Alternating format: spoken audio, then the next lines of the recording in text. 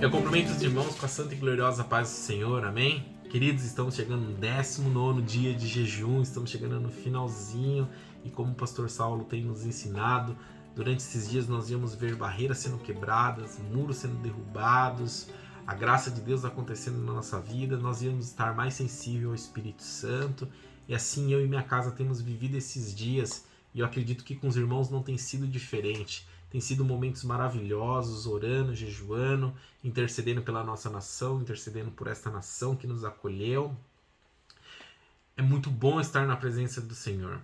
E hoje eu vou falar um pouco sobre salvação e vou deixar o texto base que está escrito em 2 Pedro, capítulo 3, versículo 9.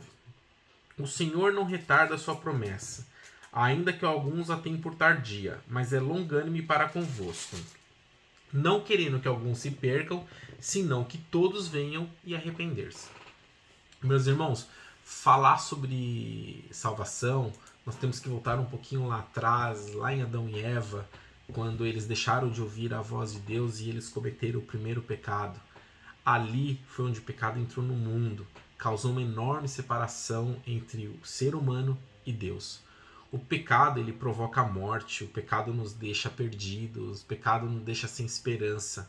Em Romanos 6, 23 está escrito assim: porque o salário do pecado é a morte, mas o dom gratuito de Deus é a vida eterna em Cristo Jesus, o Senhor. Desde a criação do mundo, Deus fez 7 alianças com o seu povo, e até a 6ª aliança ela foi quebrada, houve pecado, houve falha por parte do homem. E Deus, na sua infinita misericórdia, no seu infinito amor, na sua infinita bondade, ele resolveu fazer a 7ª aliança, que a 7ª aliança seria chamada a nova aliança, que é Jesus.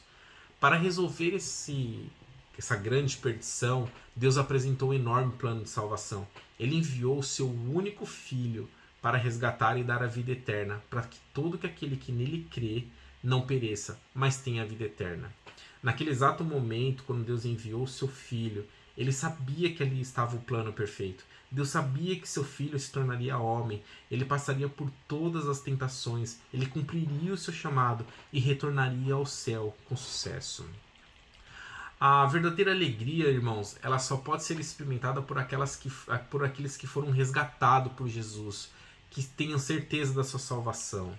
Falar em salvação chega a ser impossível não lembrar da cruz. Muitas pessoas falam que a salvação é de graça. Sim, irmãos, ela vem de graça para nós, mas ela custou um alto preço para Deus. Nesses últimos dias, refletindo na palavra de Deus, é impossível não se emocionar com tamanho amor.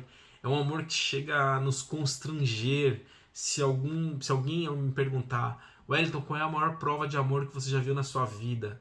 É a de Deus mandando seu único filho para levar toda a culpa, todo o pecado, toda a dor, para eu ter a salvação, para um dia eu desfrutar e viver a vida eterna com Cristo. Irmãos, a gente como ser humano chega a pensar na situação, e eu acredito que naquele momento de cruz, qualquer pai livraria o seu filho. Nenhum pai gostaria de ver o seu filho sofrendo. Deus, ele podia ter livrado seu filho. Até Jesus, em sua magnitude, ele poderia ter se livrado de tudo, de todas as acusações.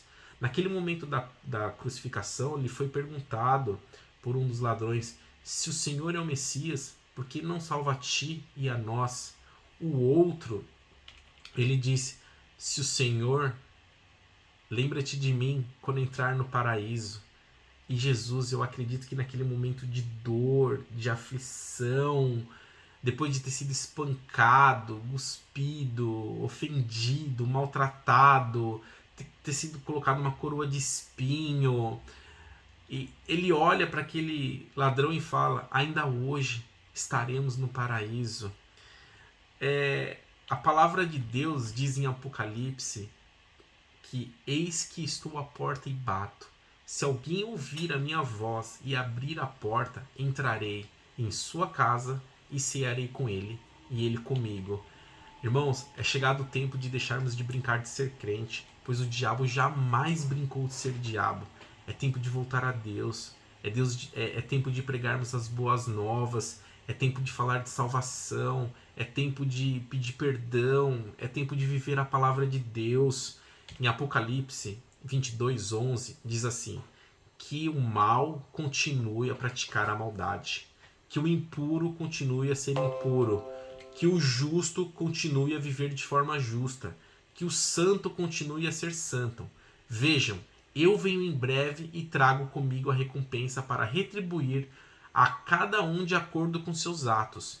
Eu sou o Alfa e o Ômega, o primeiro e o último, o princípio e fim. Irmãos, quando nós temos certeza da nossa salvação, é impossível guardar esse sentimento só para nós.